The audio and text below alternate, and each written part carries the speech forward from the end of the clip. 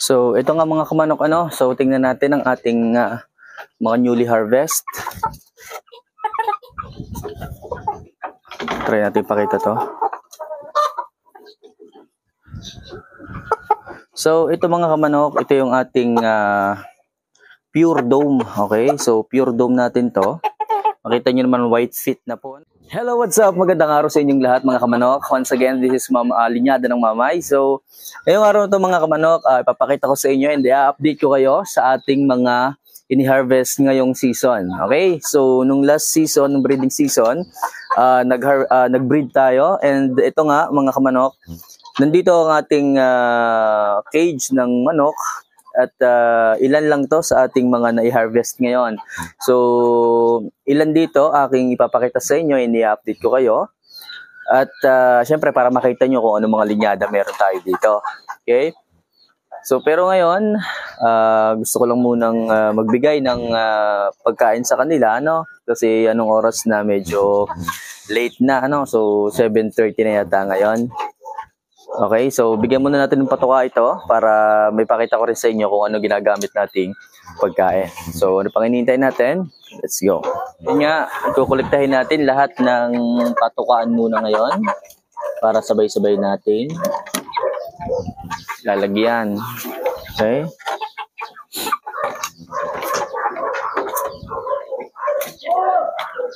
So, ngayon kasi off-season na mga kamanok and stop breeding tayo. Okay, stop breeding tayo kasi ang hirap makapagpalaki ng ating mga sisiw. So, yun nga mga kamanok, after nating makolekta lahat ng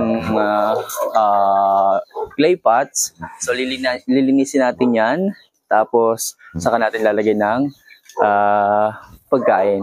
So, ang panginintay natin, lalagay natin dito para medyo marami-rami yung may lagay natin. So, yan. Dito natin nilalagay para mabilis-bilis yung ating paglilinis.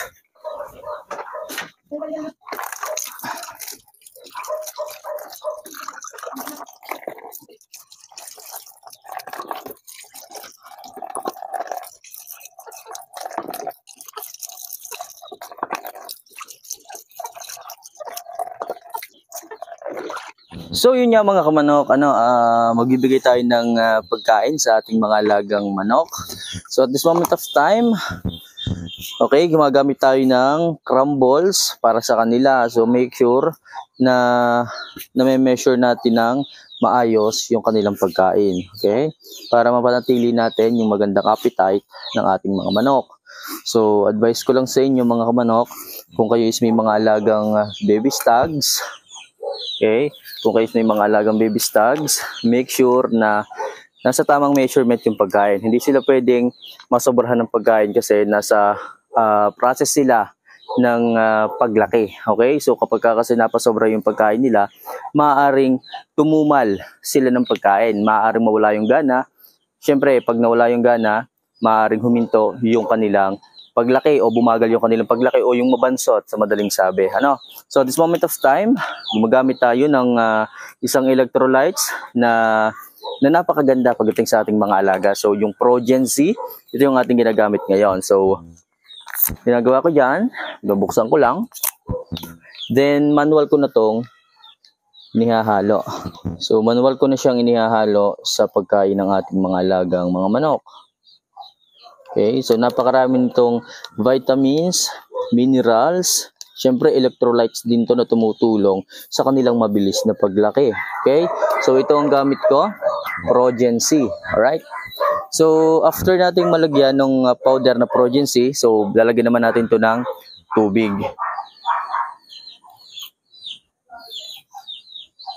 So ganyan lang kasimple mga kamanok ang aking feedings pagdating sa aking mga baby stags. Okay, so hindi natin sobrang dadamihan pa ng kung ano-anong inihahalo kasi sila naman ay maintenance feedings. Okay, so ayan, after natin tong mabasa ng tubig, okay na po ito, halo-haluin nyo lang. Okay, then ready na natin tong ibigay sa kanila. Okay,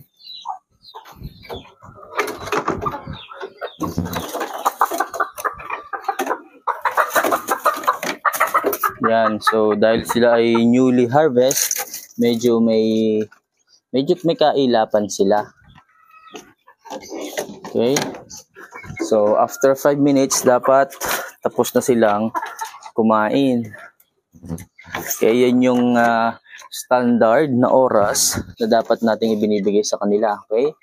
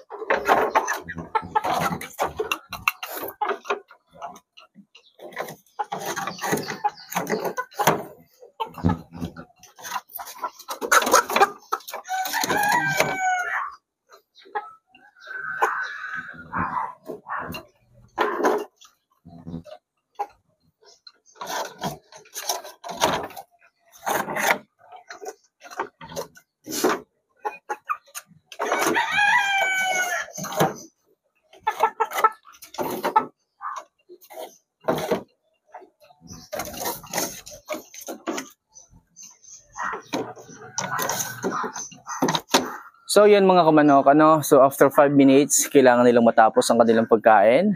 Okay? Else, alisin na natin lahat ng kanilang feeding cups dahil tapos na yung kanilang pagkain. So, papalitan na natin ito ng tubig para sa ganon makainom na sila. So, at yung mga manok natin dito na makikita natin na may tirang pagkain. So, possible may nararamdaman silang sakit, may nararamdaman silang hindi maganda sa kanilang katawan. So, kapag ganon mga kamanok, pwede natin silang i-quarantine, alisin dito, i-pull out muna, ilayo sa karamihan para hindi makahawa.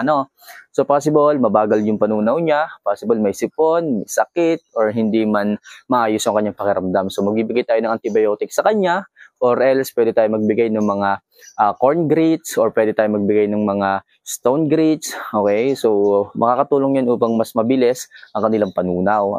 So yun lang naman kapag nakita nyo na hindi nagubos ang pagkain ng inyong mga alaga, so meron silang nararamdaman na hindi maganda sa kanilang katawan. Okay, so yan mga kamanok, mamaya balikan natin to para ipakita sa inyo ang linyada na meron tayo dito. Medyo may kailapan nga lang ito kasi nga newly harvest, pero syempre papakita ko pa rin sa inyo. Okay? So, let's go. So, ayun nga mga kamanok, ito ipapakita ko rin sa inyo na meron tayo ditong ilang mga pasisiw pa rin. So, hen hatch po yung ginawa nating pagpapalaki sa kanila dahil po sa off-season ngayon, off-season. So, kailangan ng ating mga alagang sisiw yung body heat, okay, mula sa kanilang inahin. Okay, makakatulong to kasi po sa araw-araw, lalong-lalo na sa gabi, masyadong malamig yung panahon, kailangan nila ma-comfort o kailangan nila ng comfort galing sa kanilang inahin. So, hinayaan natin nakasama siya ng ating inahin para ma-comfort sila sa gabi. And also, pagdating naman sa mga lamok, okay, pwede po kasi nilang makuha yung bulutong sa ating mga lamok. So, makakatulong din yung presence ng kanilang inahin dahil makukubli yung ating mga sisiw sa lilim or sa kandungan ng ating inahin. So, makakaiwas sila sa pagkagat ng mga lamok. So, kagaling din nga ng Panginoon kasi nga na nagawa niyang maisip lahat ng ito, okay, at nakakatulong talaga sa araw-araw na pamumuhay, especially ng ating mga alaga sisiw na to. So, ayan, medyo malalaki na sila. Hindi ko nga lang alam kung ilang weeks na ba to, ilang araw na ba to, okay, so possible parang 2 weeks na to. Makikita nyo, may mga domes kasi ang tatay nila is dome. Okay, makikita nyo may dirty feet, may yellow feet. Kasi nga yung dome natin is yellow feet. Okay, pero throwback siya ng mga white feet. Okay, so that's my favorite, white feet. Okay, so this season meron tayong inipon na mga na mga manok upang gawing materials next season, mga white feet na bulik. Okay, so yun yung ating balak na gamitin sa susunod na season. Okay, so yun lang mga kamanok, ni-update ko lang kayo sa ating mga pasisyo ngayon. Ayan, so meron pa tayong mga alaga doon sa backyards. Pinakita ko lang sa inyo yung mga newly harvest, pero yung ating mga newly harvest pa nandun pa rin, yung iba. So soon, saka ko na ipapakita sa inyo para may idea rin kayo. Ano? Okay, so ito naman, kukunin ko naman yung kanilang waterer kasi bibigyan ko to ng vitamins, lalagyan. Okay, so yan.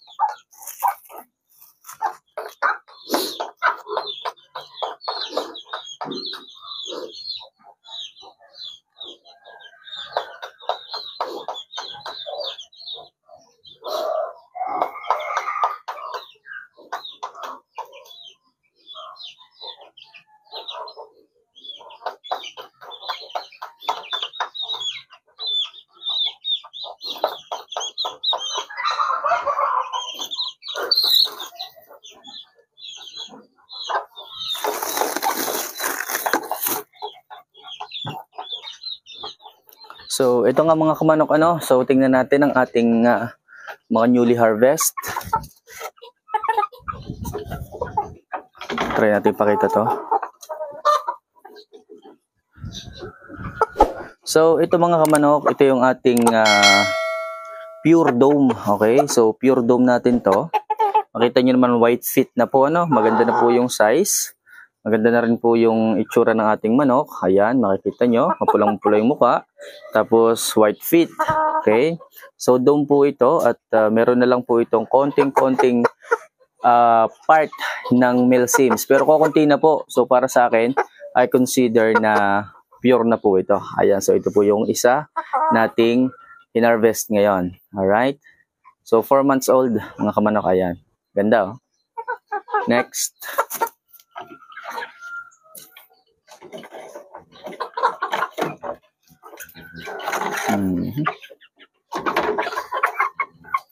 So, ayan mga kamanok. Ito naman ang ating high action McLean. Okay, nakakross po ito sa bulik.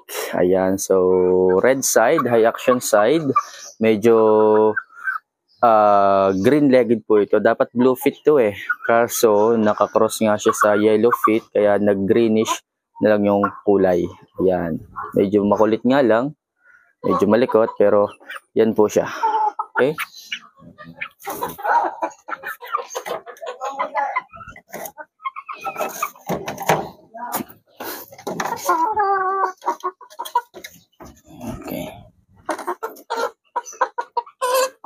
So ngayon, ito naman yung version natin ng mga blacks. Okay? Blacks.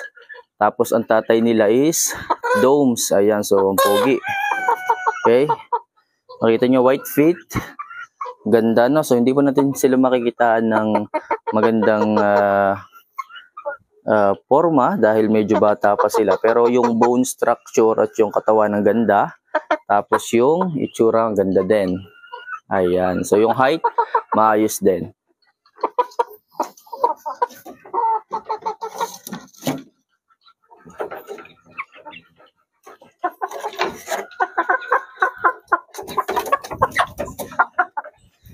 Ito naman, ganun din, kagaya nung isa. Okay, ito ay dome din po at male seam. Ayan, so ito po yung lumabas na result. At maayos din po, maganda yung size. Dirty yellow feet. Then, malaking manok. Okay.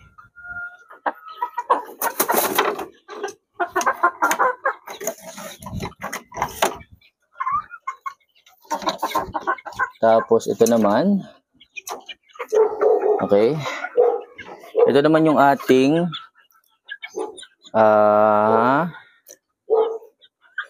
high action. Naka-cross naman to sa dome din. Ayan. Makikita nyo, maayos. Magandang size. Magandang manok. At maganda yung katawan. Okay. Ayan, makikita nyo naman. Medyo mailap pa nga lang kasi nga newly harvest sila. So soon, babait din sila.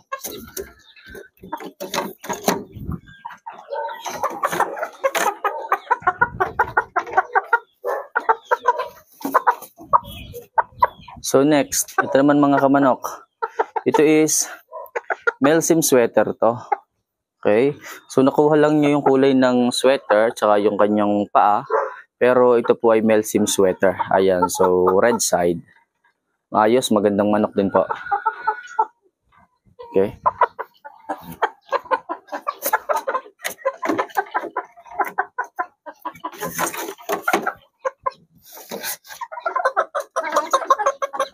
So at this moment of time, meron pa rin tayo ditong, ayan, dome over Melsim. Ayan, so pare-pares yung itsura, uniform, kasi nga po magkakapatid sila.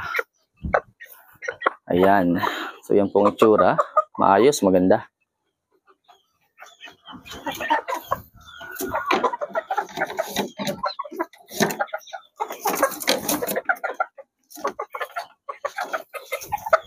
So andito rin ang ating